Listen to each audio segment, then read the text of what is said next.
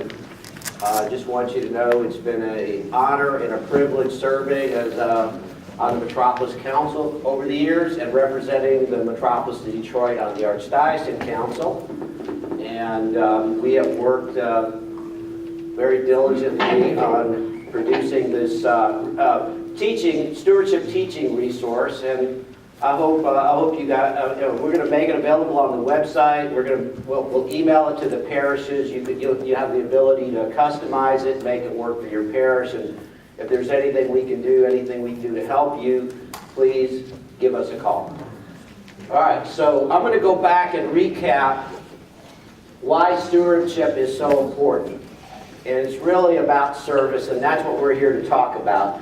But stewardship through service and sacrificial giving is a spiritual expression of faith, and that can help lead us to salvation. So this Orthodox man dies and goes to heaven. And St. Peter welcomes him in heaven, and he says, you know, we go on a 12-point system here. So give us an account of your life. You know, what did you do with God's blessings that he entrusted to you? He said, well, St. Peter, I was married to the same woman for 50 years, and I was faithful to her for 50 years. St. Peter says, bravo. That's 1 point. 1 point. He says, well, I taught Sunday school for 50 years. He says, that's very good. 1 more point. Here's that 2 points. He says, well, I chaired the Euros booth for 50 years. St. Peter says, that's great. Half a point. Half a point? He says, St. Peter, at this rate, the only way I'm going to go to heaven is by the grace of God. And St. Peter said, come on in. Okay? So, service is what it's all about at the personal level and on the parish level. Enables us to fund our ministries of the church. Develops a culture of joyful giving, making the community a dynamic body of Christ. Enables a parish to fulfill its vision. And we're going to talk a lot more about that. Father Bill and I are going to tag team this. You got the Mutt and Jeff show. So we're going to go ahead and talk about enabling that vision. And enables a parish to go beyond survival mode and initiate the apostolic mode. So Father Bill gets a call the other day. And he says, hello? Hello. Is this Father Bill? Yes, it is. This is Agent Smith from the IRS. Can you help me, please? I'll try. He said, do you have a parishioner, John Doe, in your parish? I certainly do. Did John Doe give $10,000 to the parish? He will now. All right. Anyway, I'm going to turn it over to Father. Father Bill is our, he's our spiritual advisor. He's kind of kept us moving along on this.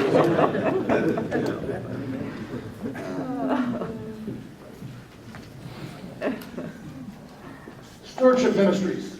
We talk about facts to consider. Where are we today? And we have to deal with the difficulty of statistics. And one of the things that we need to do when we're dealing with our own parishes and with the metropolis and the archdiocese is to be very fair about our statistics. Every one of us has a certain list of statistics, and they all can be worked in a variety of ways. To show you how statistics work, there's a story about the late Archbishop Iakovos and the late Metropolitan Anthony Bashir. They were on a NBC television program years ago about religious life. And so the moderator asked Archbishop Iakovos, how many Greek Orthodox Christians are there in the United States? And he said, well, at this time, probably about 2 million. And then he turned to Metropolitan Anthony Bashir of the Antiochian Archdiocese and said, Metropolitan Anthony, how many Arab Orthodox are there in the United States? He said, I don't know, 10, 15 million. So they finished the show, and the late Archbishop Iakovos went up to Metropolitan Anthony and says, 15 15 million? Are you sure? He said, well, if they're really interested, they'll go count for themselves. and we all tend to do that. So I think we have to have very realistic statistics. One of the things in our parish that we do, we sit down and we talk about stewardship. Now, we have a parish that's approaching 1,100 families. The reality is about half of those are stewards.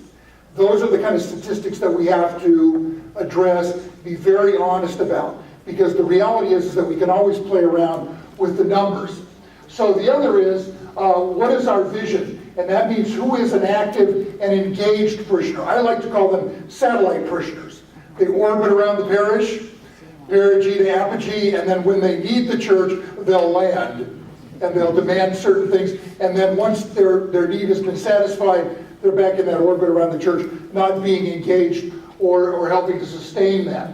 And the other is that we need, through these active, engaged stewards, to have the ability to fund 100% of ministries. Is there anyone here in their church that's satisfied, or anyone here today that's satisfied with their parish funding their ministries through extracurricular activities, car raffles, panihiri? Nobody will admit to that. That has to be our long-term goal, but it has to be set right in front of us on a daily basis. And the question then becomes, how do we get there? What are impediments? What are motivators?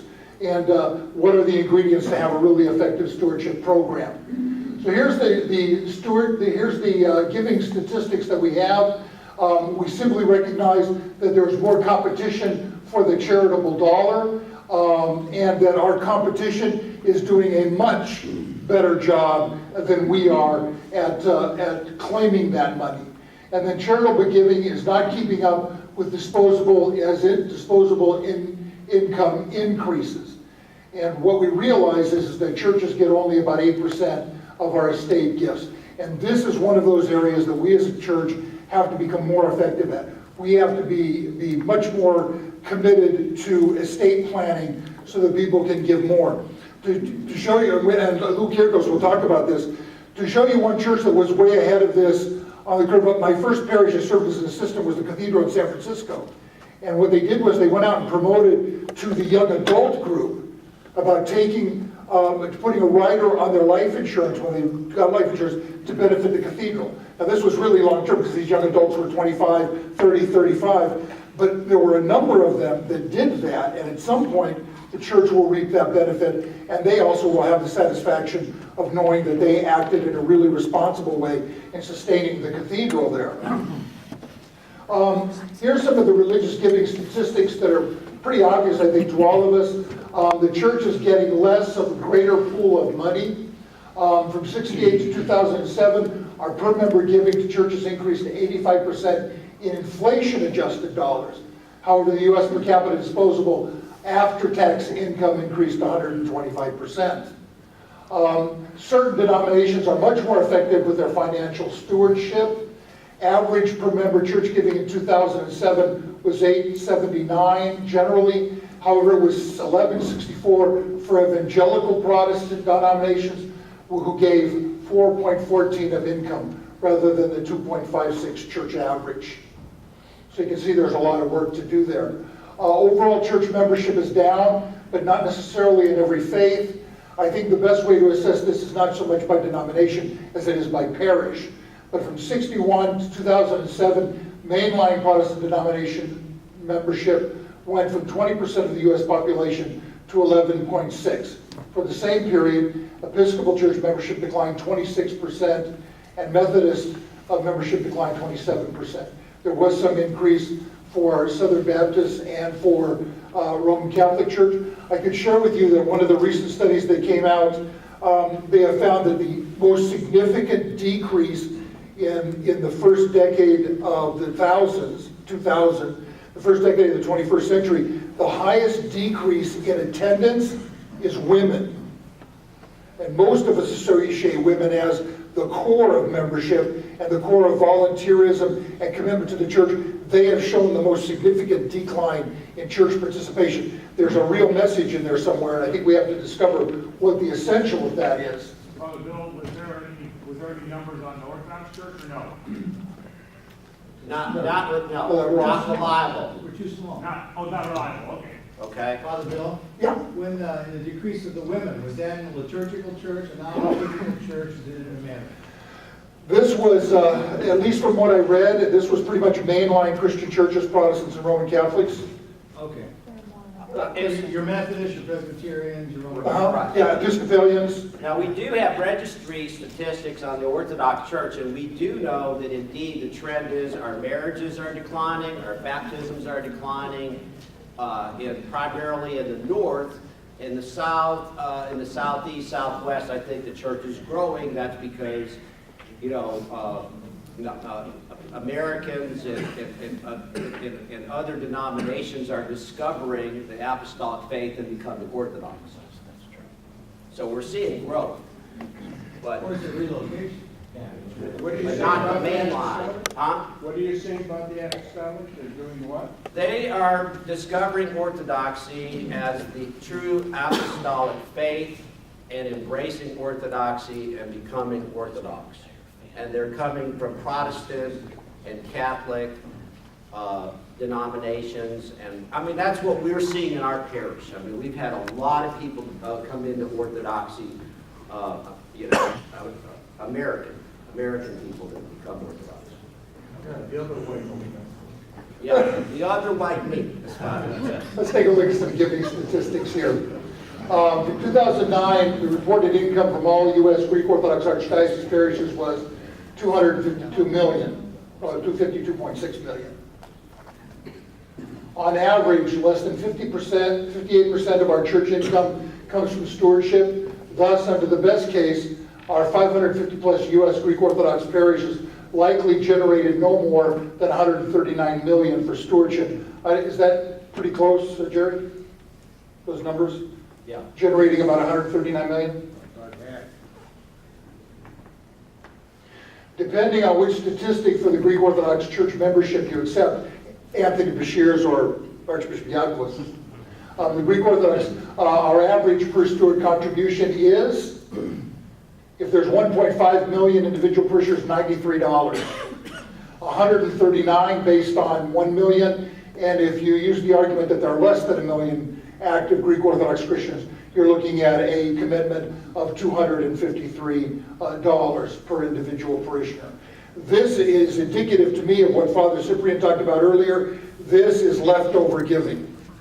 This is giving based on whatever loose change I have left in my pocket and I'm going to offer the church. This is not about first fruits. This is not about giving our first fruits to the community. The other thing that I would be very interested in discovering, and I think this varies from parish to parish, is how much of that is stagnant giving as well. How well are our churches doing in terms of increasing giving? Do our people have an understanding that every year we approach stewardship with the attitude that we are going to increase our giving to our parish to meet all of its needs and its ministries? So the U.S. Christian average donation is $880 per person, 350% higher than our most optimistic numbers, and $1165 per person for evangelical Protestants, 460% higher than our most optimistic number. So this reflects exactly what we talked about in the previous session. This is about a culture of giving. We have not developed that. That is one of the significant tasks that we have as stewardship leaders in our parish, to develop a culture of giving. Let me share with you an example. When I was in, previous to coming to Cincinnati, I had the opportunity to serve the parish in Joliet, Illinois. And while we were there, we had a woman who was our parish secretary who was Methodist. And their church was going through a renovation program. So she came in one day and showed me the letter of request from her parish. And she was just a church secretary, her husband was an engineer. And said, "Dear Mr. and Mrs. So-and-so, we have embarked by the blessings of God on this project.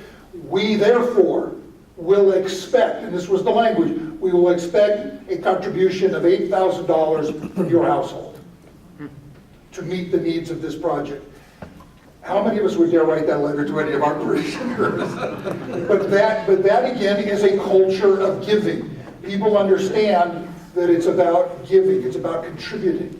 One of the things that Gore Vidal, everybody wants to write a book about Jesus, so even Gore Vidal wrote one. But the premise of his book, I think, was unique, and that was that Jesus Christ greatest problem with the authorities of his time was that he was an economic revolutionary. He was asking for a complete rethinking of money, of its place in human life, and more than that, its place in religious life. Father, can I say something here? Sure. Other denominations set expectations for their members. And I don't know, we have a reluctance as Orthodox to do that. I think we want to take everything for granted. We have this entitlement attitude. And that's just the way we approach things. But, I mean, other denominations set expectations. They expect you to worship as a community. They expect you to serve. They expect you to be a steward. It's the other way around in our faith group. Well, That's the bottom line. okay. Engaged parishioners make better stewards. The strong relationship between youth ministry and spiritual vitality is especially strong within Catholic and Orthodox families. Only 13% of parishes with no youth activities have high spiritual vitality, whereas 35% of parishes have high spiritual vitality if they have 3 or more youth activities. If you get the youth, you get everyone else. And that's a very simple truth. The more ministries, the more people get involved, and the more people are served. One of the things that I want to talk about just very briefly, when we talk about ministries, we're talking about using the pool of talent we have in our communities. One of the things that has happened in my own ministry is that when I graduated from seminary in 1975, the understanding was that the priest kind of controlled everything and he micromanaged everything. And having had a number of assistant priests who have graduated in recent years, they come into the parish and the first things they establish are ministry teams. They let people do the work. And what it does is it gets more people involved, but also broadens the amount of things that can be accomplished.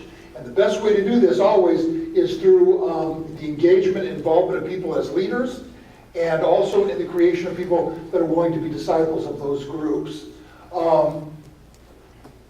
And there is a correlation between the amount pledged and time committed. The annual value of charitable gifts from those who attend church weekly is $22.10 versus $6.42 for those who only attend a few times a year or have no religious preference. I should mention about that correlation between time committed and the amount of the pledge. The state of Washington between 2001 and 2010 was designated as the most unreligious part of the United States. Less than 20% of them, and I'm from Washington State, but less than 20% of the population declared themselves as having any religious affiliation. I think that's kind of shows where the country may be going. And our parishioners can and simply do want to do more. They want to give more, and that is all based on, as you're going to see in subsequent slides, on personal contact. How are we doing so far? Right. Okay. Charitable giving statistics. Here are the conclusions that we arrive at. People have more money and charitable giving is increasing, but churches are getting less of that money. The number of charitable entities soliciting has increased, even though churches see their donors more often and have more in common with their donors. Other nonprofits communicate in a much more effective way than we do. Greek Orthodox Christians give significantly less than other mainline churches. Our young adults are increasingly disengaging from the church, and if we don't re-engage them now or begin to engage them now, we may lose them permanently, and we must address the stewardship challenge today. It's not something that we can wait for, and what's at stake is obviously the solvency of the Greek Orthodox Archdiocese, our local metropolis, and of course our parishes. So, I was Wanna go back? just to say something. Yeah, I mean, that one bullet point about we are giving significantly less, which means we are woefully underfunding our ministries. And about young adults disengaging, I mean, there's evidence. Now, I don't know if there's any Orthodox statistics, but in the Protestant community, that 70% of the youth between the ages of 18 and 21 leave the church for a variety of reasons, but they don't feel like the church is essential. So if we don't have the ability to to provide programs for our youth and ministries for our youth, I mean, how do we expect them to stay connected to the church? That 70%, is that Orthodox or all churches? That's a Protestant. I don't think we have reliable statistics for Orthodox. Now half of them come back after they get married. But the point is, how do we compete for the mind share of our youth when our peers are out there developing ministries, they're developing programs, they've got activities, and they have the resources to do it when we don't? I'm sorry, Father. No, you're good. Let me share one item about the challenge that we have with young adults. One of the things that we do that many other parishes do is we have a pre-K and a seminar. If you're planning to get married in the Orthodox Church, you have to attend a seminar. And one of the segments of that is stewardship. You have to become a steward of the parish. And one of the first encounters I had when we first started this in Cincinnati, I had a couple, and we have a little checklist that we keep. Have they prepared their paperwork? Have they talked to the organist? Are their flowers outlet? And one of those things is, have they made their commitment and fulfilled it to the church? So I had a couple who was getting married, and they were both lawyers. And they hadn't fulfilled their stewardship. So I gave the future groom a call, and I said, you haven't fulfilled your stewardship. He says, well, isn't it enough that my parents are stewards? I said, wait a minute, Michael, your parents are restaurant owners. You're going to earn in a year as a lawyer, probably a lot more than they've earned in 5 years. I said, it's your responsibility. So when we have young adults and young professionals who believe they can get in and receive the benefits of the church based on their parents' membership, it can show you that we have a lot of work to do. None of this is work that can't be done. I think it just shows the scale and the scope of the work that we have to face. So the vision, what is our goal? What are we hoping to attain? We want active, engaged, committed stewards. Well, that was a nice graphic. Properly fund our ministries 100% through stewardship. This is where we need to go, and I think the issue that we have to face here, we have to get here faster than we think we do.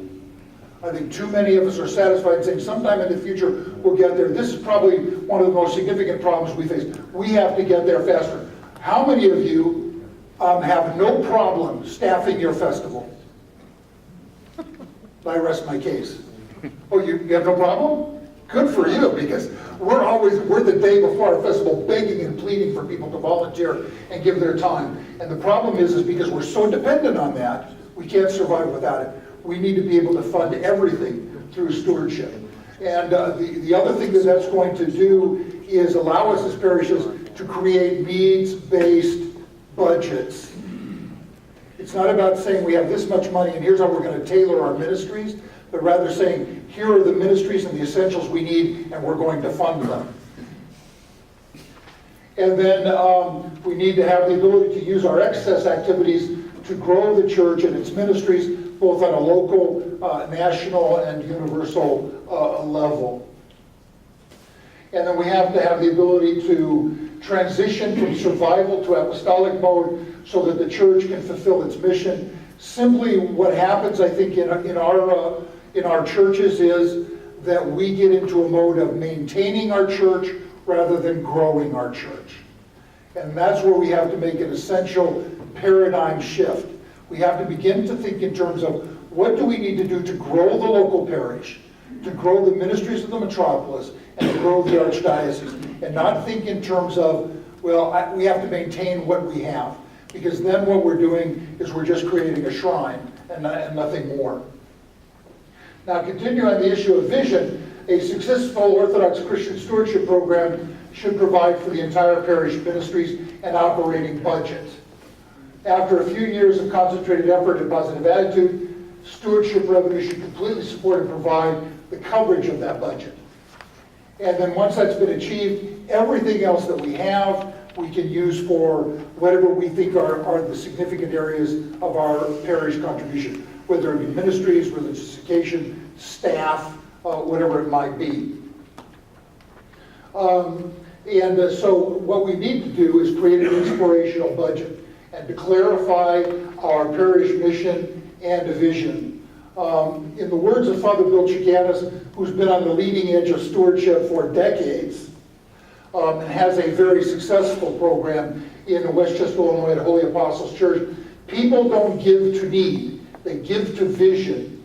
Church people don't stretch their giving because of need to meet the budget. They give more because they are able to see a vision of people being reached and God's purposes being accomplished in the life of the church and its ministries. My personal reflection on this should be engraved on the entrance of every church.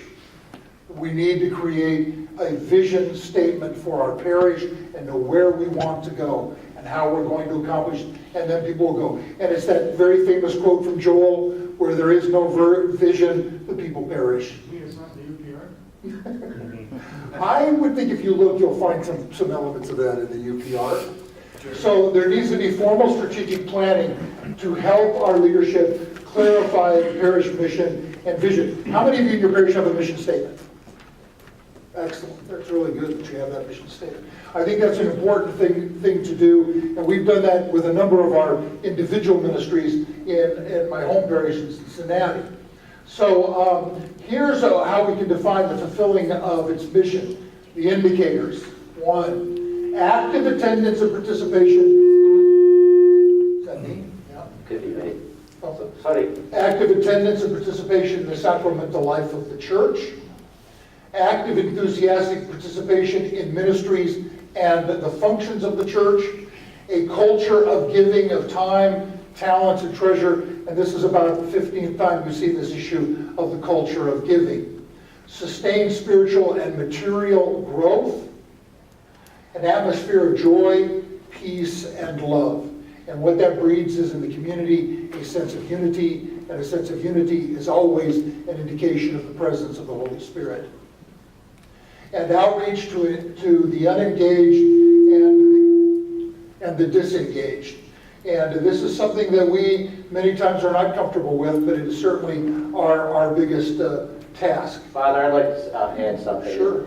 You know, one thing that we, not just the Orthodox Church, but churches in general, we make it really hard for people to get in the front door, but then the back door is wide open. And people leave and drop out, and they don't hear from the church. That happens a lot, and I just wanted to make that point. It's hard to get in the front door, the back door is wide open. Now, how many people do we know that have left the church, family, friends that are disengaged, unengaged? We need to bring them back to Christ and make them feel welcome and connected to the church. Thank you, Father. So how do we get there? Impediments to successful stewardship. My favorite slide. Impediments. Many national churches are supported by their governments, and Father Supreme was waxed eloquent on that issue, so we won't give you any more on that. The Orthodox faith was brought to America by immigrants, and stewardship was not formally introduced. That is not, by the way, some people read this in a very negative fashion. That's not a negative slam on the founding of the church. It simply indicates that we did not come as a mission church to the United States. We came simply as a church of immigrants. And because of that, stewardship was not formally introduced. The first form of stewardship we had in the church was the monodolaro years ago, and it was $1 per member to be a part of the church. And that increased at one point to pentadolaro, and then the decadolaro, and then we went to dues, and now we're in stewardship. But simply, what we have to recognize is that because we came as immigrants, we have been slow to introduce stewardship. Churches in America are being adversely influenced by the media. As all of you know, whenever there's good news about the Christian faith, it's generally not put on the news. When there's something really bad or scandalous, it's there for days and days.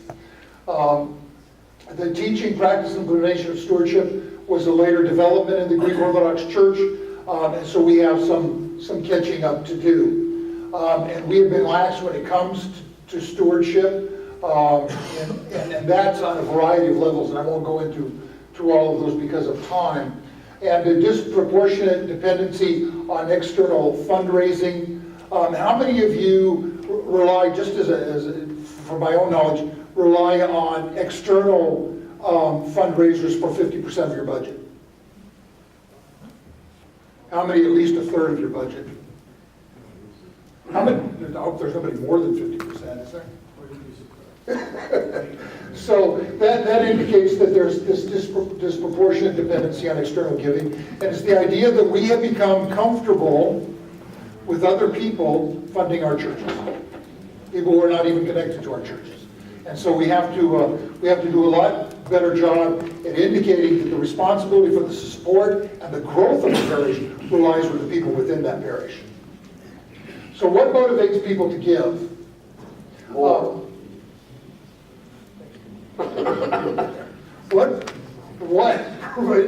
motivates people to give more? One, they are asked personally. So we have to recognize that we have to make it personal. Personal belief in the mission, and our mission is obviously salvation. A sense of responsibility, often taught as a family value. We have to teach our children to live and to give in a sacrificial fashion. And we have to high regard for leadership. If we have leaders of integrity, they will carry out that program and it will meet its goals successfully. And then fiscal stability and good management. We need to be good stewards of His church. So you see there's this personal quality in each and every one of these. There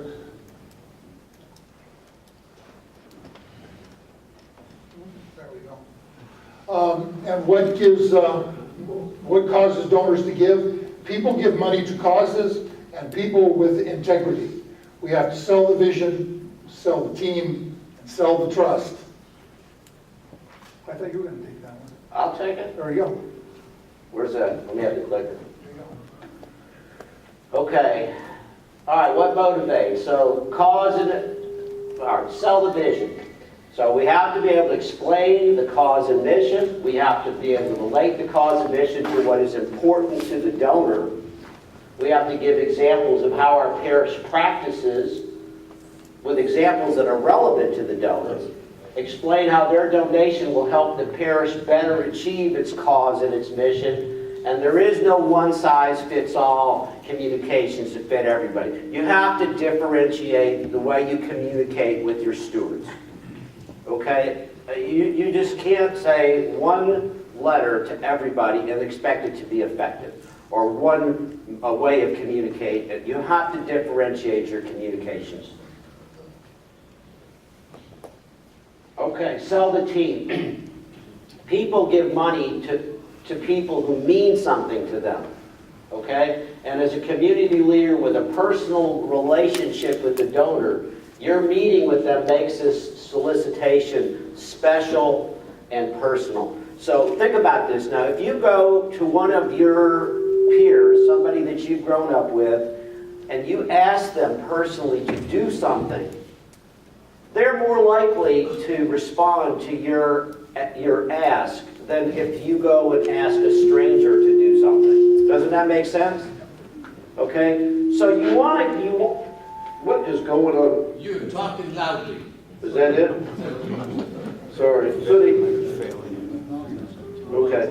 So you really have to use, you really want to, when you ask somebody personally, you want to have people of like,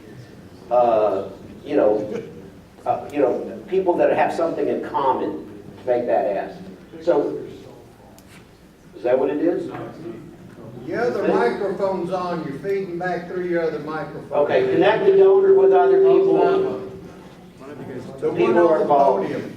The podium. Podium was shut off. It's off. Is it? I think it's on.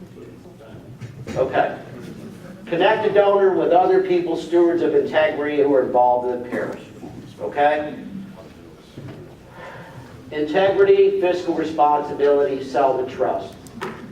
This is critical.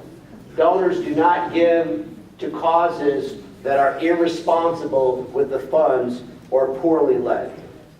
That's just not going to happen. Describe the success of your annual stewardship program, the success of your ministries, the success of your capital campaigns. Explain the financial safeguards and the financial integrity that you're in the systems and the processes that your parish has implemented. to safeguard those funds. And the other thing too is, listen, when we communicate with our stewards, we can't say, okay, we want you to trust God and be better steward, but then at the same time, the leadership doesn't trust. So if you're reluctant at the leadership level, and then you ask your people to trust, but you are not conveying that trust, that's a mixed message. Okay? Ingredients of successful stewardship. Develop and strengthen parish leadership. Develop a Christ-centered stewardship message. Develop an implementation plan. Father, I'll let you take over. I just wanted to say on that previous slide, number two was one of the most essential things that we did in our parish through excellent and tireless effort by Father Cyprian. We developed in our stewardship a pitch book, and that became the most successful part of our entire stewardship program. It was concise, it was to the point, it was well presented, and what it allowed us to do was convey the stewardship message and implement it in a very kind of comfortable way for people. So I think this development of a stewardship message is essential. Yes? What is a pitch book? We'll show it to you later on. Yeah, Do you have a sample of it? Yeah. we do. That's good. And what it did was break down some of the essential, there was a letter from the chairman, a letter from the priest. There was a breakdown of our budget, including what it takes to run the church on a daily basis. There were indicators of what stewardship funds in the parish. And one of the things that went with that was some very fine graphics. There were pictures in there so people could see from old age to young the kind of benefits that they were reaping from the church. So it's been probably, I think, one of the most successful things that we did in terms of conveying the message. Sorry. We have to develop the parish leadership team, and that's that very famous PPS, Priest, Parish Council, and Stewardship Committee. And that is your stewardship, leadership. No, I don't think a parish can have a successful program without these three elements, and all of them tying in to the same message and to the program. So there is this essential buy-in. And the General Assembly approves the stewardship ministry and results therein in the buy-in to all of, I can't see the last line. We have to correct that line. Getting started. Forming a parish stewardship team. One of the most essentials, and I'm certain that all of you have one in your parish. We need to create a year-round calendar. And one of the things about the calendar is about being committed to an early start. I think one of the things we need to recognize in our parishes, if you're starting a 2012 campaign in November or December of 2011, you're really way behind the curve. Let me hit a couple of these points. Sure. Okay, so form a parish stewardship team. First of all, form your stewardship team early. And I want you to know, all of this is available from the Archdiocese in your stewardship resource packet. This is part of that. They call it the Quick Start Guide. We just call it Getting Started. But form your team early. Build a team of people that are blessed with a variety of gifts, training, and experience. And choose a Christ-centered chair with proven leadership skills that lives as a true Orthodox Christian steward. I mean, you're not going to go, unless you have this in place, you'll be less effective if you don't have that in place. So you have to have a strong team, and I don't want to give anybody the expectation that this work is easy, okay? We have dug ourselves a pretty deep hole, and we've got a lot of hard work to do. So we need to roll up our sleeves, grab a shovel, work harder, and work smarter, okay? Because this is the church is essential, and survival, and not just the survival, but the growth of the church depends on us, the leadership. So as far as creating a year-round calendar, Let's not make a stewardship just a one-time event. That's when you start your event. Stewardship is a year-round process. So make it a 12-month, develop and create a 12-month stewardship calendar and put it on the church calendar. Plan for ongoing communication and personal contact with parishioners. We're going to talk further on about increasing your personal contact strategy. Schedule and assign tasks, communications, visitations, and events, and recognize that stewardship is an ongoing ministry. It enables all the ministries of the church and the growth of the church. So it's vital. It's not a single event. Now, as far as communication, include a variety of messages pertaining to stewardship in bulletins, e-bulletins, newsletters, bulletin boards, website, electronic media, Facebook if your parish has Facebook. However, just communicate. Plan a strategy of visitations or small group gatherings. Keep your parish council informed and active in promoting stewardship. Parish council members should lead by example. Contact the Archdiocese for stewardship resources, which we have some samples of those resources here available. And we will also be making these presentations available on website. We'll email them to the parishes. And we'll make the pitch book available if you want to take that and use it as a resource and customize it for your own parish. We'll make that available as an additional resource. Enlist parishioners to offer testimonials. A parishioner giving a testimonial is a very powerful way to communicate with your stewards. We can't emphasize that enough. And then offer sermons that apply the theme of the gospel with aspects of stewardship. Okay? Engage the people. Simply what you find in reading between the lines on this particular slide, you want people leading your stewardship who not only talk the talk, but walk the walk. You have to have people that are who are committed stewards, who have practiced it for a number of years, really believe in the message and the program. So as you organize your efforts, we need to keep in mind a couple of things. Focus on caring for donors and not soliciting donors. But emphasize trust in God and not fundraising techniques. Connect parish operational needs with mission and ministry based activities. Encourage active stewardships to spread the word and to look beyond your current needs. As you organize, keep in mind also, you need to step up your personal contact strategy. Let them see what you're doing. Transparency is always essential. Re-energize your membership list. Find reasons to communicate more often. And parishes must also be good stewards of God's gifts.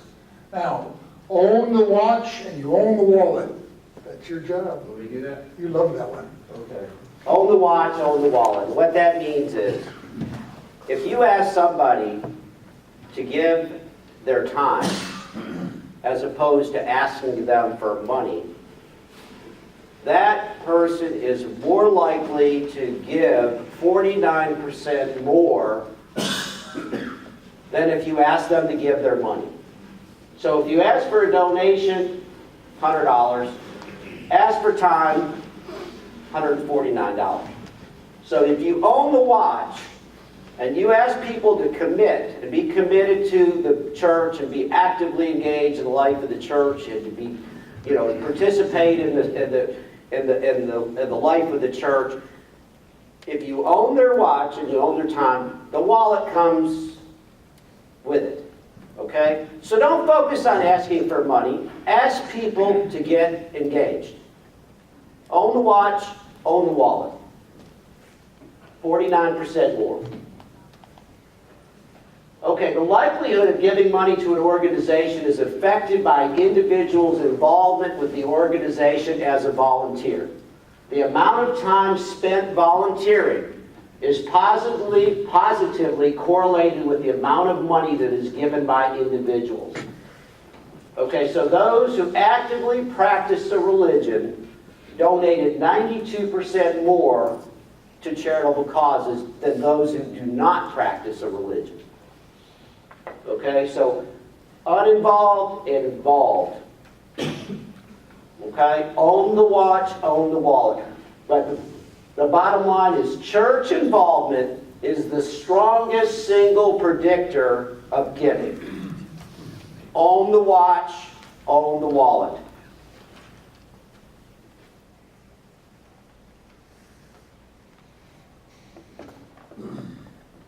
Make it personal. You want me to do this? I can do whatever you want. Go ahead. Personal solicitation has effect on both. Turn on their I'm sorry, Mike. Decision to make a gift, and the average size of that gift. These findings seem consistent with the findings from psychological literature that individuals are more likely to donate when asked by those who are similar to them. The method of direct contact may be as important as just contact. Higher levels of contribution involve personal contact. So this is all about keeping it personal, about dealing with the interpersonal relationships amongst parishioners. In making a personal, pen pal mail only campaigns are easy but not real stewardship programs and rarely get a good or different result. Now what we're saying here is not that if you mail you will fail, and not that mailing doesn't have its place, but if that's the only activity that's involved in stewardship, it's going to create some very poor results. Insanity is doing the same thing over and over again and expecting a different result.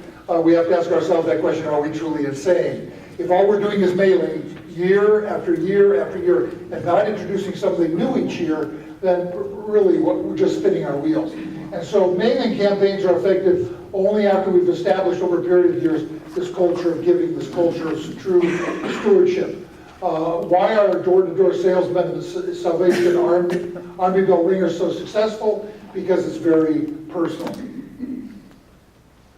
So here's increasing emphasis on personal contact, personal in-home visitations, small group gatherings at home or at church, fellowship and ministry groups, and of course, town hall meetings. I think that the biggest defining issue in these variables up here are the size of the parish. I think size of the parish will dictate what kind of groups you're going to have and how you're going to convey that message. So fellowship group gatherings, they can be done by invitation, preferably a formal one. They follow an agenda, we'll look at that agenda briefly, and also a follow-up, a telephone thank you call. I want to just one thing I want to mention, that one of the things that I think was very successful when I was first went to the metropolis of Chicago, Father Leonikis of St. John's in Des Plaines, one of the things they would do is they would send out a little thank you gift every year as people completed their stewardship. Yeah, but it was, I think at the time, it was extremely effective, along with the thank you letter for their commitment and their fulfillment of that commitment. Now, a meeting agenda, we found a lot of variables here, but here's kind of what we settled on.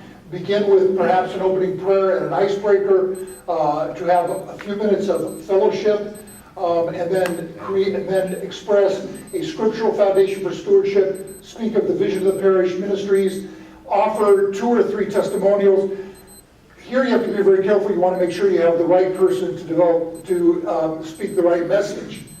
And have your stewardship materials available, especially your pitch book, and also an explanation of the process and the next steps. You would be surprised how many people don't know the steps to stewardship. They don't even know sometimes the basic fact that they need to sit down and fill out a stewardship card. And then in part 4, to have your committee or representatives sit down and answer any questions or concerns that they may have, and then offer a closing prayer. Do you want to say something? You want to say something on previous? Well, I just want to say this, that the most effective way is obviously in-home personal visitation. And it's, when you break bread with somebody in their home, they're more likely to respond if you ask them personally to do something than, the least effective is mail. The most effective is in-home personal visitation. But, that may not be feasible for our larger parishes. If you're in a small parish, that may be the right effective approach for you. The small group gatherings, if you're going to take and divide your parish by likenesses or things that they have in common, maybe there are kids that all play soccer together, or, this is an older group. You're going to have hosts, okay? You're going to have to bring those hosts in, and you're going to have to, host the host and teach everybody how to facilitate and how to conduct this in-home gathering. And that's what you have to do to make that an effective strategy. And I like to do this. So when you communicate with your stewards, your top 5 do's and your don'ts. Okay. Share your parish's vision and ministries. Okay? That is very important. People want to be connected with success. They don't want to hear about failures. So share your parish's vision and ministries. Share success stories from your ministries. Ask for your time and your involvement. Explain how their contributions are going to improve lives. Okay? And be positive, encouraging, and empowering. Those are the 5 things that you should do. Do not focus on financial difficulties or problems. There was a parish, everybody knew the roof was leaking. And they put it off. And all of a sudden, this started sagging in the sanctuary. And finally, they had no choice. Father gave, a sermon and made a plea. The people, the roof, we're going to have to fix the roof. We put it off long enough.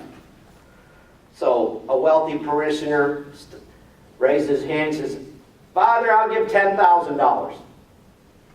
And just at that time, a piece of plaster came and hit him on the head. And the guy in the back of the church says, hit him again, Lord. All right. Don't use negative messages. Don't use the same message for every steward. You have to differentiate your message. You have some that are active, some that are not active. You have some that, you just have to change up and differentiate the communication. Merely talk about, you don't talk about money. Okay? And don't use just email and mail. Anyway, anybody have any questions on that slide?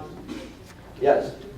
We got to move along. Out of all things, there is one thing that is missing, and that is the parishioners we serve.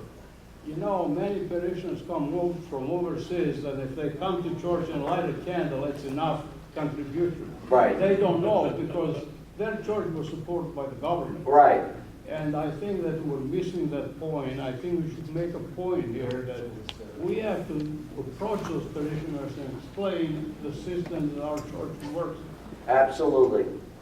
We'll duly noted. And we talked about that a little bit earlier, about the fact that we have to rethink it, that we came as an immigrant church, and the attitudes that were there are not the attitudes we should develop and have at this time. Let me just say, this is one of the slides that I've taken with me as one of the indicators for my stewardship program in my parish, because I tend to talk in terms of, we need your commitment, we need your contribution so we can meet our budget. And I don't talk enough in terms of things like, explain how contributions improve their life. It's not about meeting budget, it's about funding the parish so that we can essentially change lives. After your small group meetings, you need to reach out to all who did not attend, find the keys to their spiritual growth and involvement, and develop a sense of belonging and responsibility. Preparation for the annual stewardship event.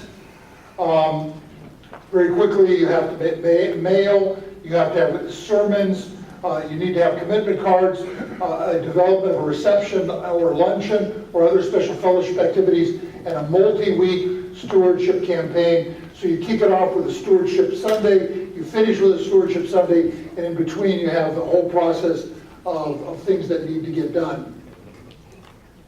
A bold approach, not nickel and dime. No use of Greek Festival proceeds for parish operations. Individual membership only rather than couples or families.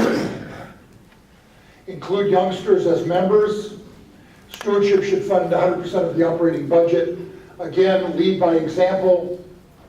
And it all gets easier with the fourth key, tithing. Of course, that's subject to argument, but now, do what is right for your parish. One size doesn't fit all. There are a number of variables in every parish. Do what's right for your parish, its size, its character, and its ministries, and then just do it.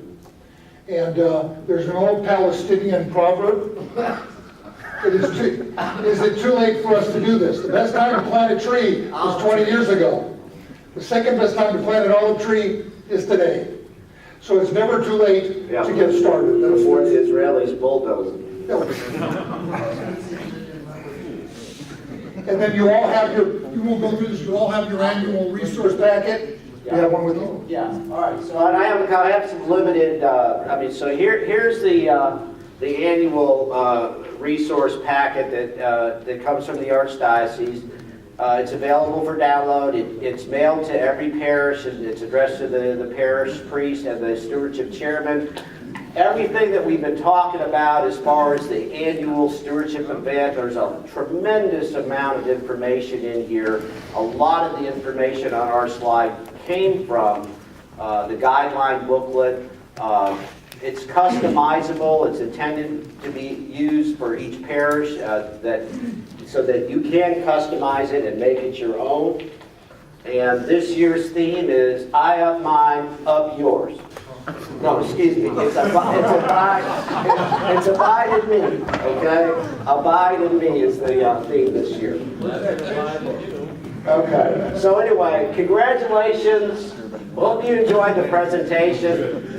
You've all been called. Your stewardship ministry begins today. Thank you.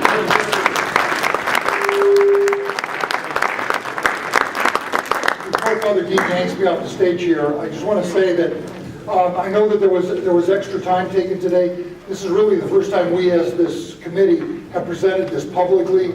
We're going to sit down, do a personal reevaluation and a re-editing so that we can make this a little bit more, make it move along in a more timely fashion. I would ask the following, everybody. Those of you who have heard, having followed the old Palestinian proverbs, and I don't know where you put all those things, Mr. Harb, but we would like to ask that those of you who were able to follow send in some kind of evaluation to the metropolis so we can understand how to help make this program the best that it can be. This is the first time it's been presented.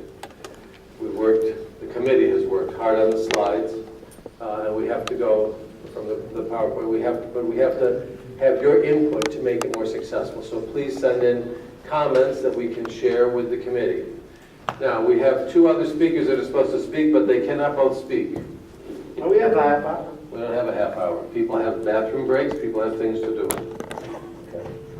Can we take a quick break and then allow both of them to speak? I don't know. 5-minute break. 5-minute break. Do a break. Okay. No We break. are not allowed to do a break, but we have the other issue, because Father Pathemis has been waiting to hear this report from Father Dean. I knew it. Father Dean, do you want this? Hi, Father Dean. They take a break. Father Dean has been working with the Dave Ramsey group. He has gone through some formalized training with them, and we are getting ready to offer programming in particular for our people, our singles, but in particular our couples, our young couples, our newlyweds, and how to make a budget and how to live within the budget that you make. Father Dean doesn't like when I say live within. He wants us to live below so that we are free to give the money that we need to give to fulfill our Christian mandate. So we've asked Father Dean to give a presentation on that Dave Ramsey program, Financial Peace. Those of you who have seen the flyer that has been prepared, there is a program. Father Dean will give you the details on when that's starting, and we will go from there. Thank you, Father Dean. And,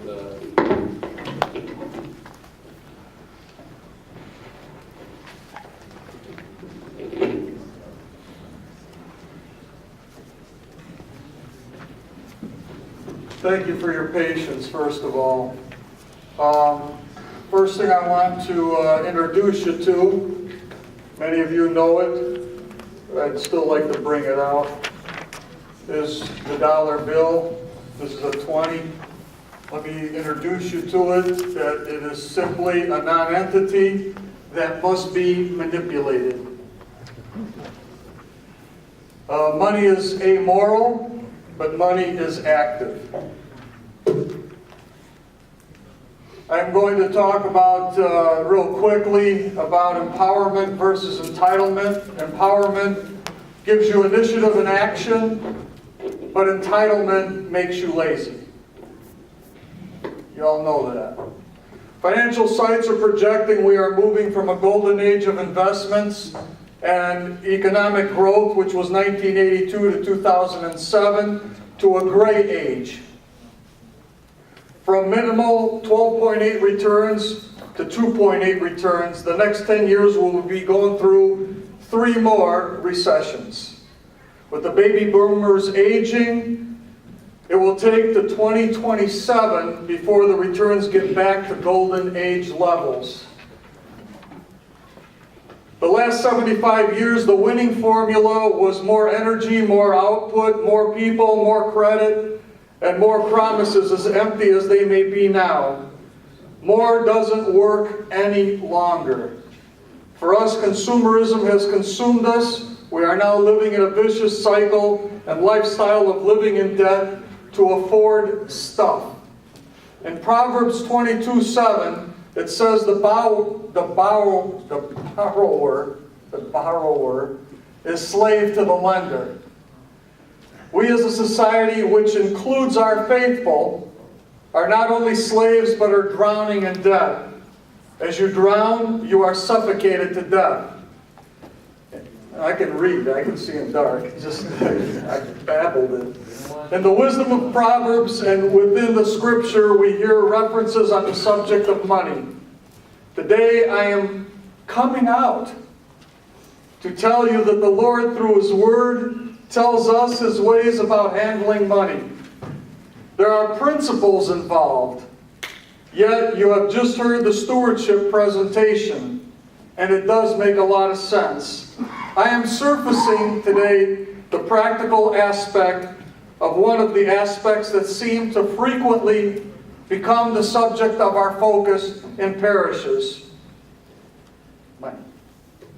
However, in the general scheme of things, it is actually how we manage the resources.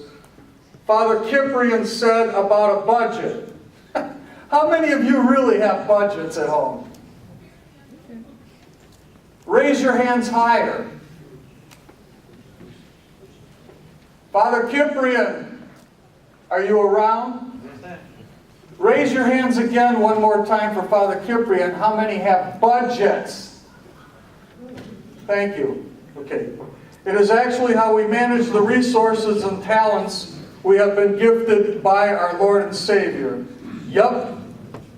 You all know everything is God's, and that does include money. Yep, you all know that. By the way, you all know the word myth. How many of you know the word myth? From the Greek word mythology. By the way, our mythology background, a myth in today's society is a lie. spread by a culture that has accepted it as truth. I'm going to say that one more time, because we're living in it. A myth in today's society is a lie spread by a culture that is accepted as a fact. However, it is still a lie. Included in this myth is that I earn the money is mine, and it is personal to me, and no one tells me what to do with it. You heard those lines before? Have you heard that attitude before? Well, however, I have something to tell you. Marketing does, though. Our faithful have fallen prey to many of its deceptions of marketing, to what to do with it and how to spend it. Yes, throngs of people and our own faithful and ourselves have become slave to the lender.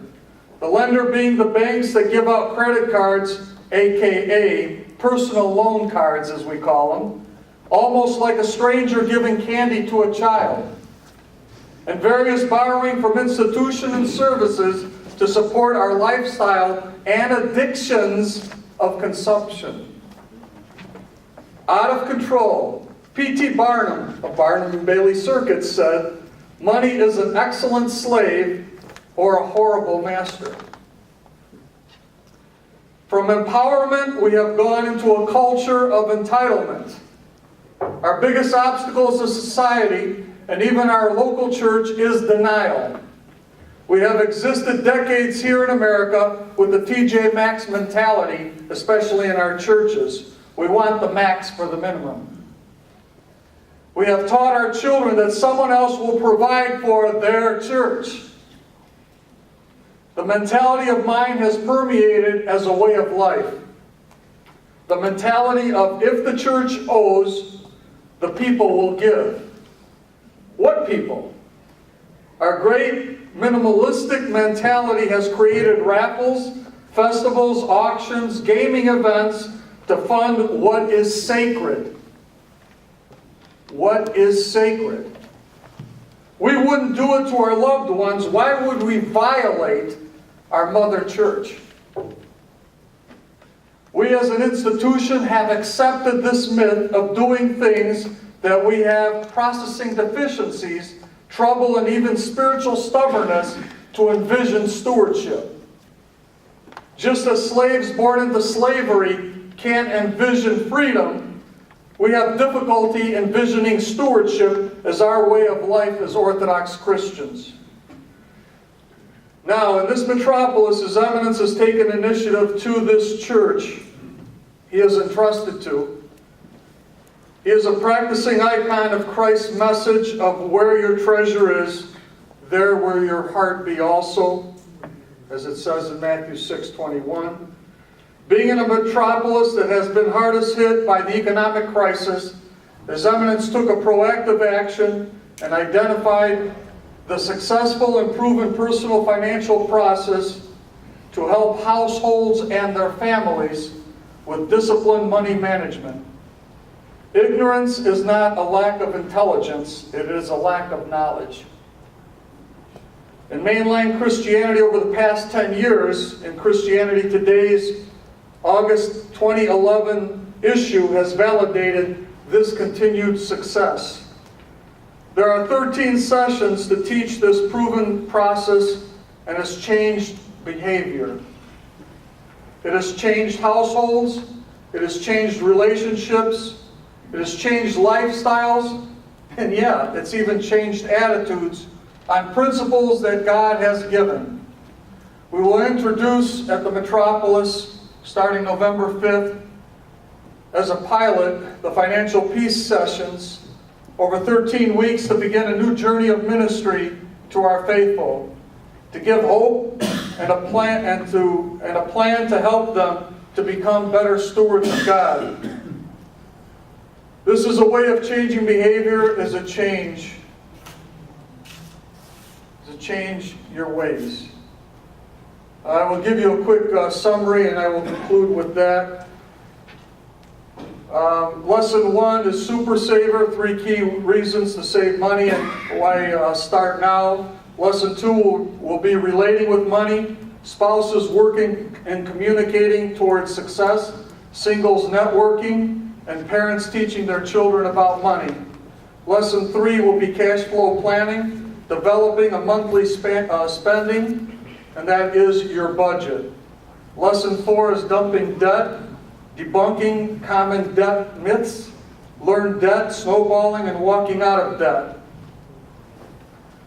Number 5 is, lesson 5 is credit sharks and suits, your credit scores, your credit rating, and handling collectors. Lesson 6 is buyer beware, the power and influence of marketing and buying decisions.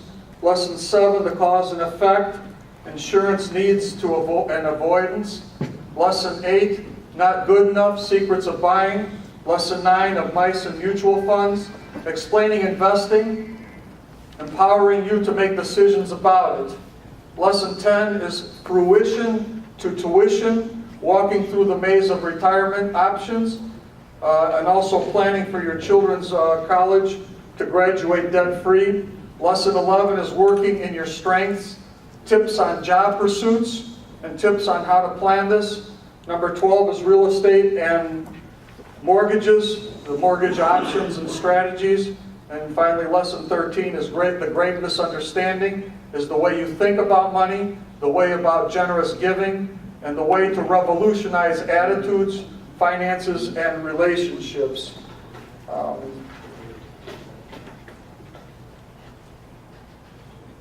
I'm taking this back.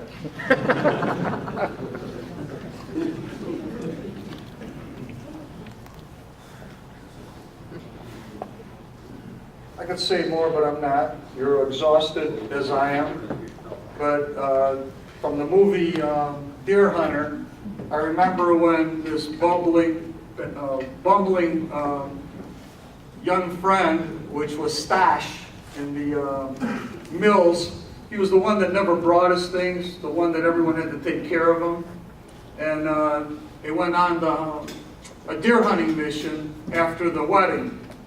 Those of you who know Deer Hunter, it's one of my favorite lines. Michael was the head of the friendship group, and as they were going up to the mountains, beautiful scene going up, and Stash forgot his boots, had a little pistol gun instead of a rifle, and asked Michael for his extra boots. And he goes, "Hey Mike, can I have your boots?"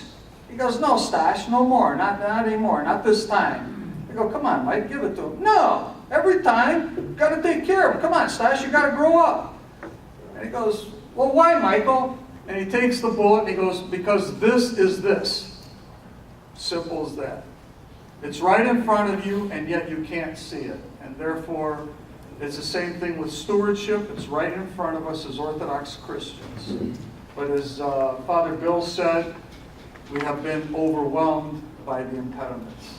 So His Eminence is taking a proactive role. We need to learn to curb our appetite for things and stuff. And this ministry will do that, as His Eminence was also told at one time, to curb his appetite for generosity. And that we don't have to do if we are generous givers. Thank you for your time. I most appreciate it.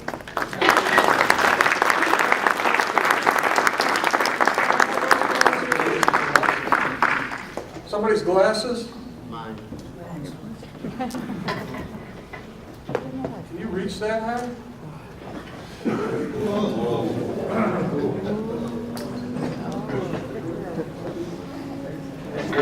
As they get that ready for me, We're starting at the my name is Lou Kirkos. I'm going to talk a little bit about planned giving. I know you're all tired. You all want to get to lunch. I'm getting hungry too. The bad news is that my slides will not look nearly as good as what you've seen earlier today. The good news is that there are less than 20 of them. What I really have for you is more like a teaser of what's to come on the program And since I can't see very well out of my right eye, I'm going to have to go over there as soon as I can get this set, and they have the material set. This will be good if I can figure out how to work it. The microphone up to my lapel.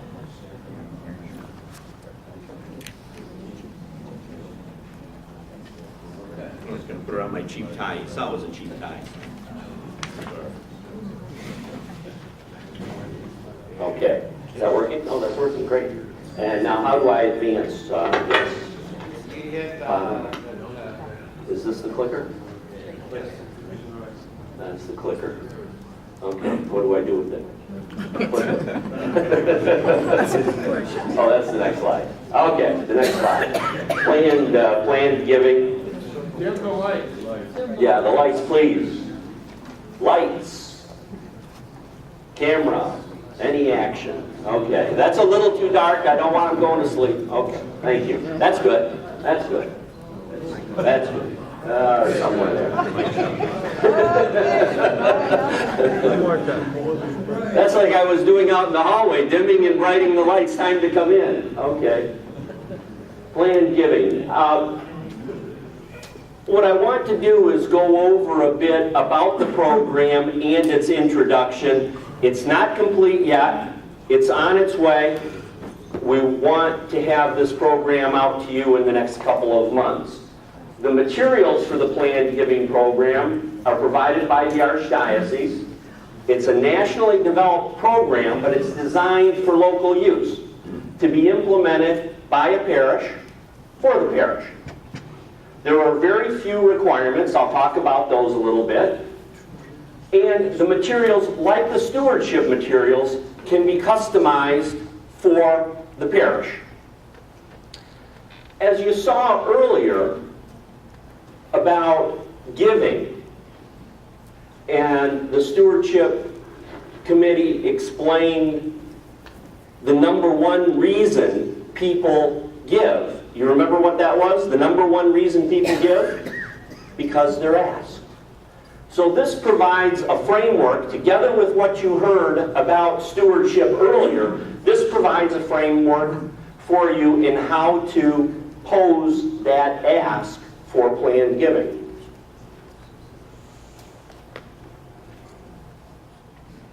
Okay. It was important to us in putting the program together that it is not just about giving. It's not just about money. It's also about education in terms of orthodox end-of-life issues. The program then provides forms and information about how to carry out people's wishes. The program itself was approved at the Archdiocesan Council level. And in fact, where's Jerry? Did Jerry skip out on me? Jerry, Dimitrio. Oh, he's flown out, okay. He's committed to us that Leadership 100 will actually provide a grant to help start and seed the providing of these materials for the parish level. So this was the report that was given to the Archdiocesan Council in May, and the program approved at that time.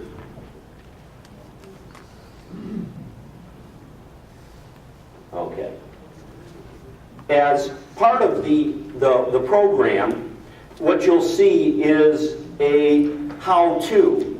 This provides the outline in terms of initiating the program, and you see the major steps on building a planned giving committee. Dovetails into the stewardship information that you'd heard earlier. It was a wonderful foundation, and you would use in a planned giving program many of those same steps, procedures, concepts that were talked about earlier in a planned giving program. Develop the case for the planned giving program, develop a plan to recognize donors, educate the parishioners. There's posters and other information that will be provided to you to help, to assist you in educating the parishioners, implement a solicitation program, and then there are other considerations as well. One of the things that you'll see here that you might be a little surprised about is the endowment fund. It says consider establishing an endowment fund, but an endowment fund is not recommended. And I want to say a little bit about that because many places are going towards endowment funds, and personally I'm not thrilled with endowment funds except in a couple certain kinds of circumstances. Well, why is that? And I think you'll see this in some parishes. If there's a large endowment fund or a source of income, people have a sense that they don't need to give. And I think one of the messages that an endowment fund sends to future generations, especially if it's an endowment fund to cover operating expenses, in a way it says to the next generation, we don't trust you enough to provide for the church.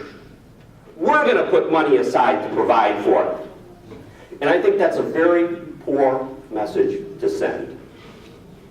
So think about what an endowment fund would be used for if you have it. Of course, it's left up to the individual parishes on whether or not to establish an endowment fund. One of the requirements of this program, and there are really only two that we've put aside at the archdiocesan level in implementing this, is one is that each community would establish an Eternal Light Society.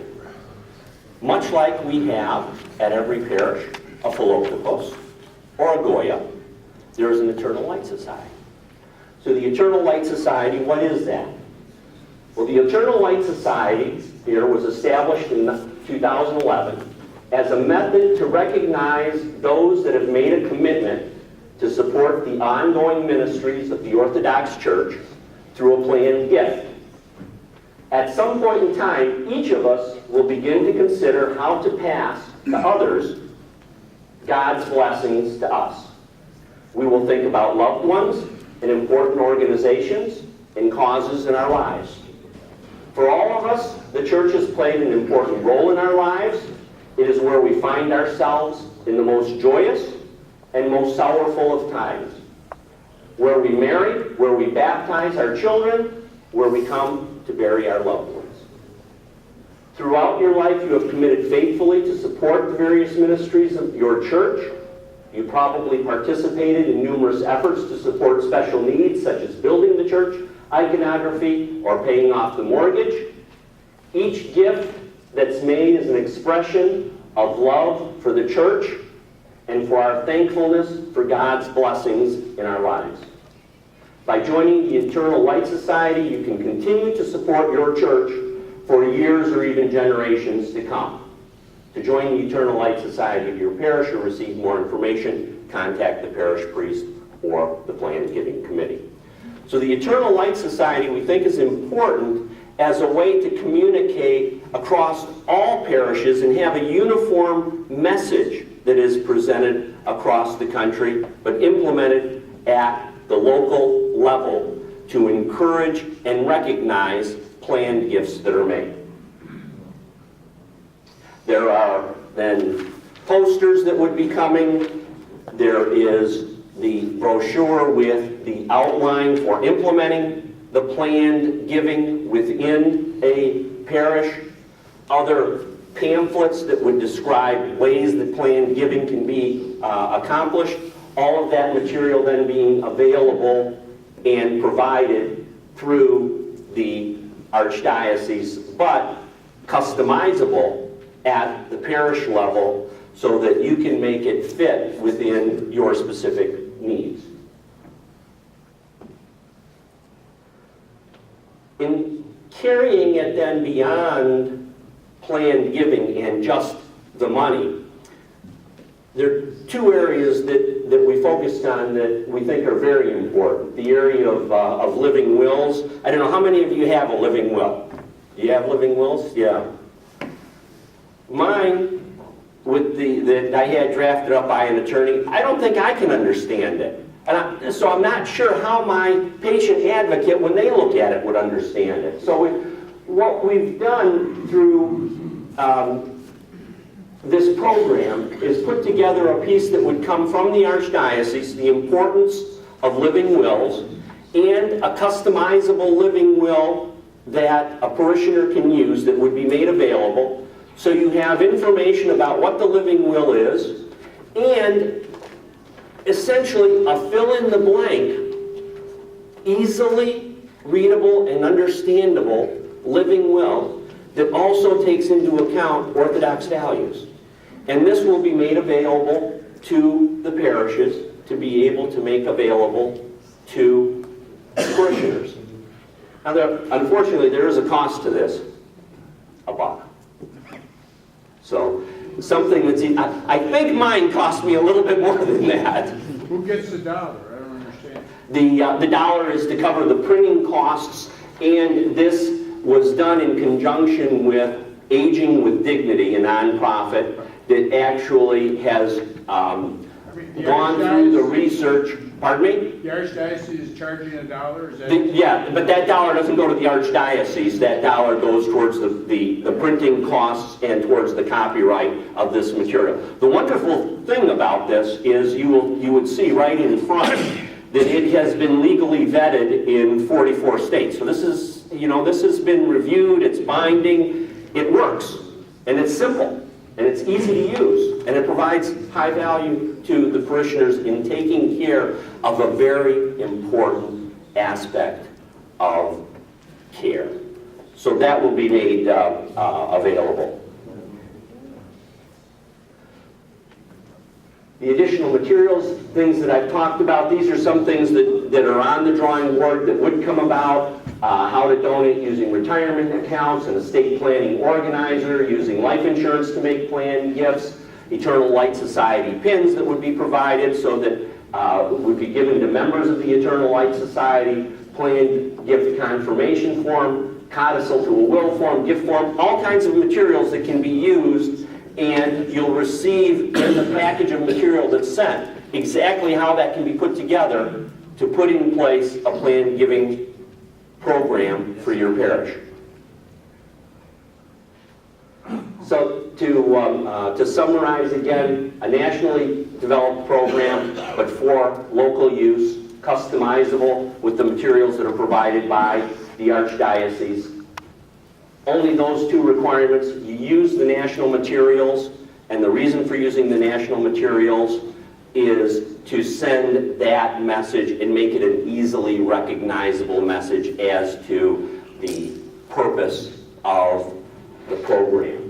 And then the Eternal Light Society within the parish, we will, to make this program easily implementable for you, have the material available online and also in hard copy for all the parishes.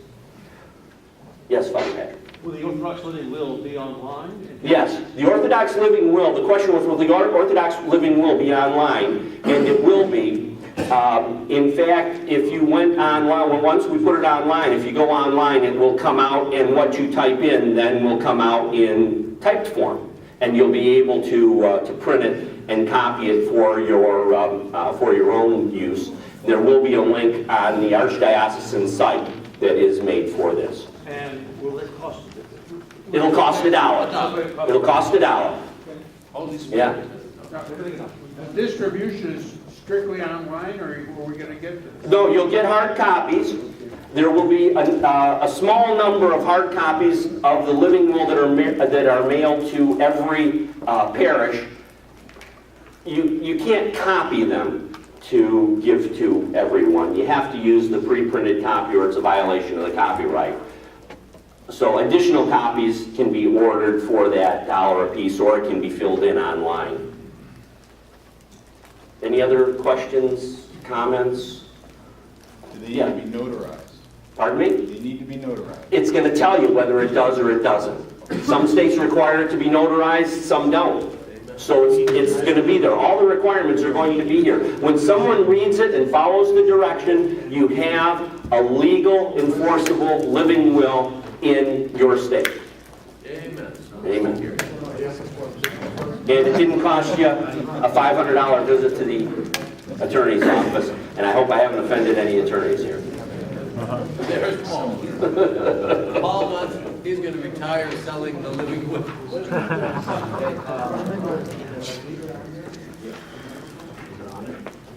Okay.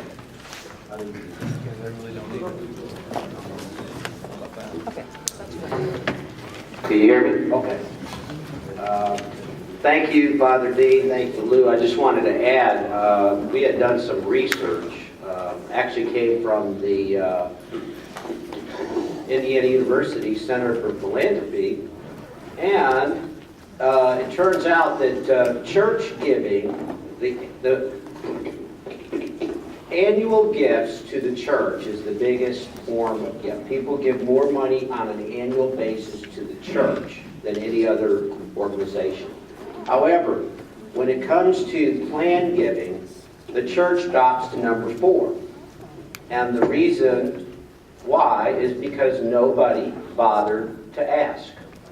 Amen. Okay, so here we are, we initiated this at the Archdiocese level, and we are now starting to engage in this conversation. So, everybody, I just really want to thank you all for your, for being here, and if anybody would like to have any of these presentations emailed, just let us know and we'll get them out to you as quickly as possible. I've got some hard copies of the presentation on planned giving. If anybody wants a copy, there are some here. And I also have some of the Archdiocese resources here at the front table if anybody wants brochures or the quick start guide or the resource packet. Please come up here and feel free. Thank you. Brian, you're gonna have to be able to get emails to send out the pitch book.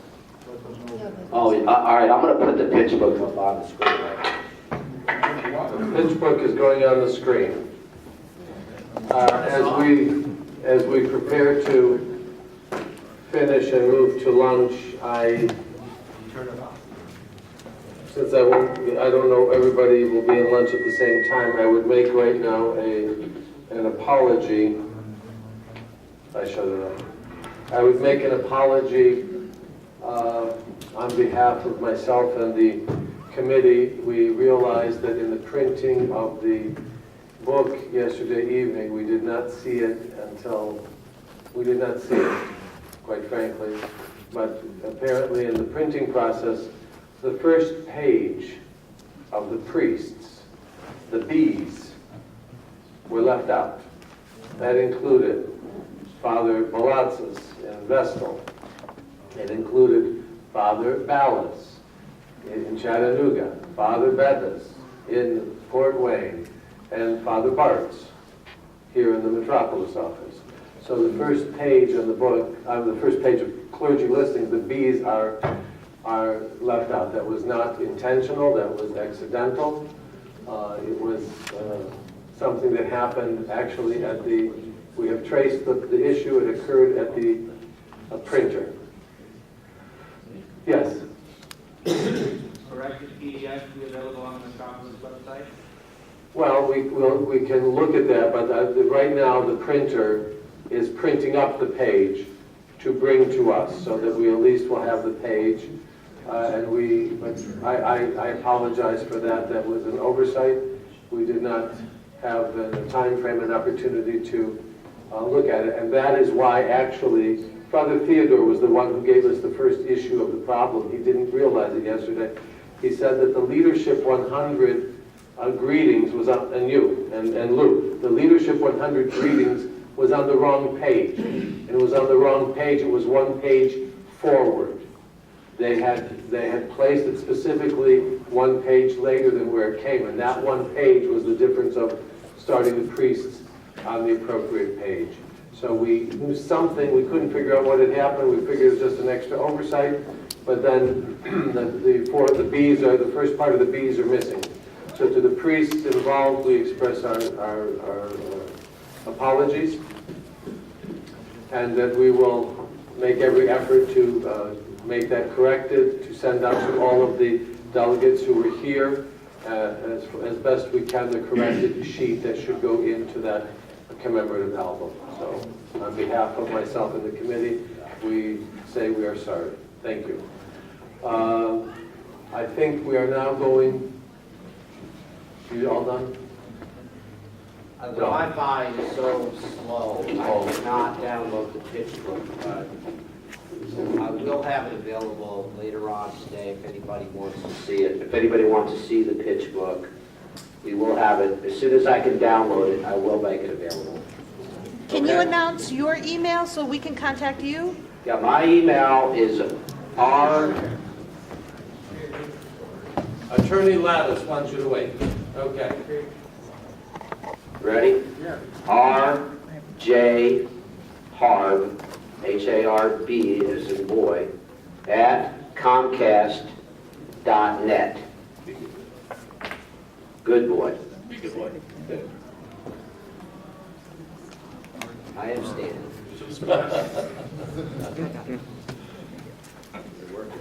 Thank you. And if anybody has any questions, please feel free. We will offer the prayer probably in about 5 minutes for lunch.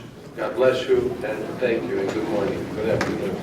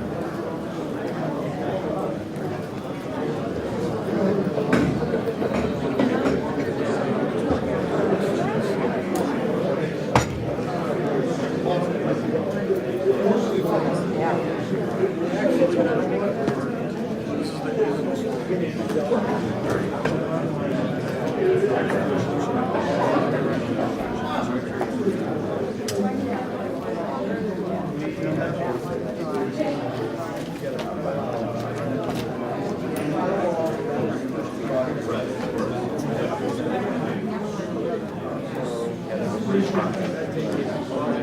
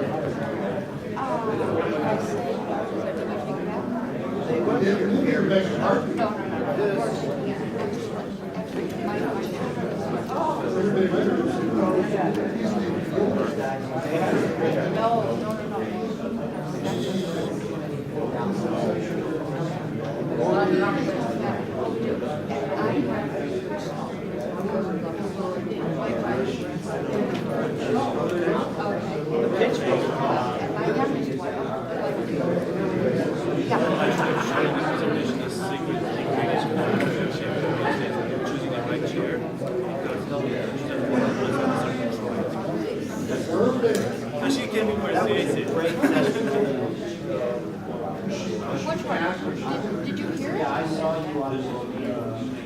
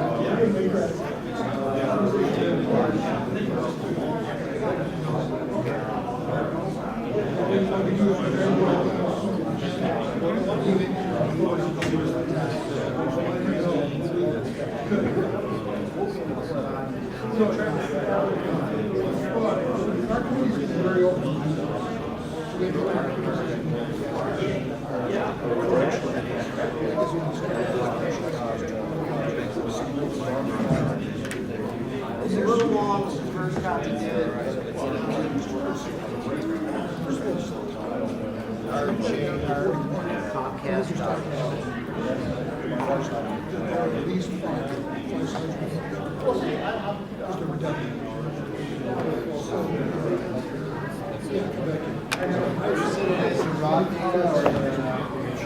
I'm going to send you what we'll make in Cincinnati, okay? And then you have to take it to Word document and customize. And the same thing with the archdiocese. I mean, all that, Maybe we want to do what you said. it's an out of the box solution. If you do, That's true. We just did a very survey.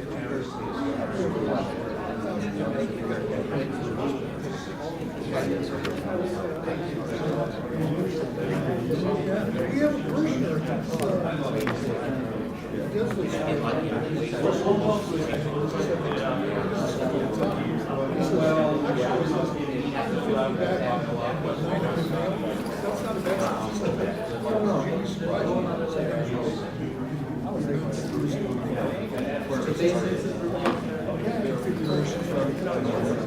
Well, let him know, please. At least it's 8:30. You got time to get up and get breakfast.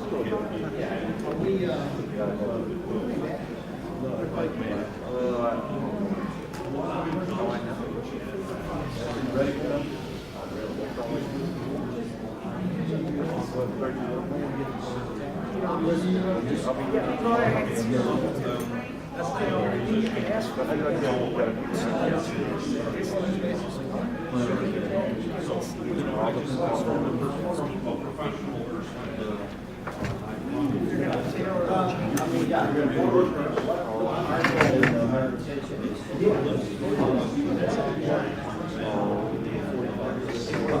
I'm going to plan on being in the church.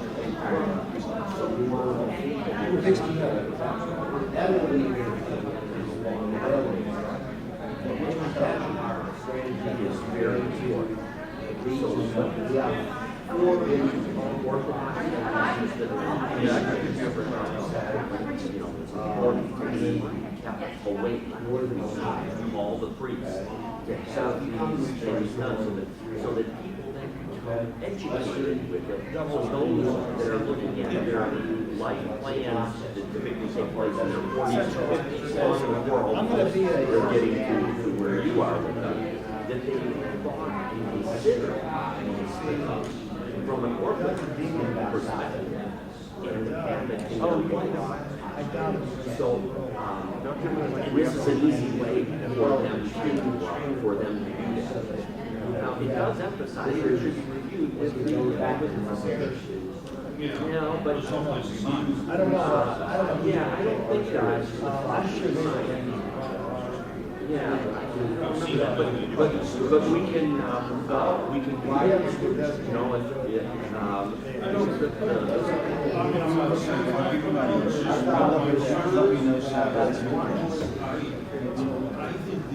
Yeah, I just don't know. Because I got a feeling like which one? Which ones did you like? there wasn't as much as I think. Is the budget language. The second one. The inspiration is going to come right. Father Chaganis. oh yeah, this is the this is the material. Yeah, it's all that.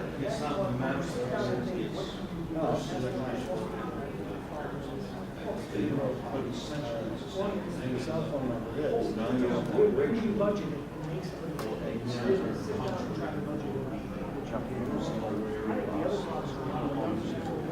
Yeah, so everybody on the same system, make it easier. Yeah.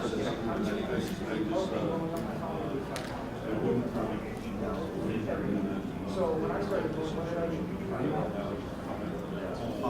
And it's that I don't think I'm not updating.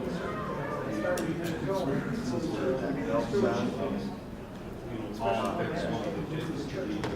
A lot of times you don't always go there.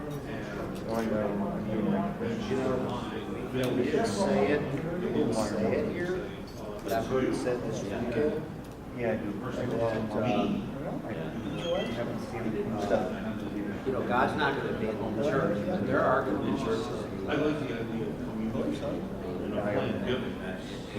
It's just a reality. If we're not growing, we're not growing. If we're not on board,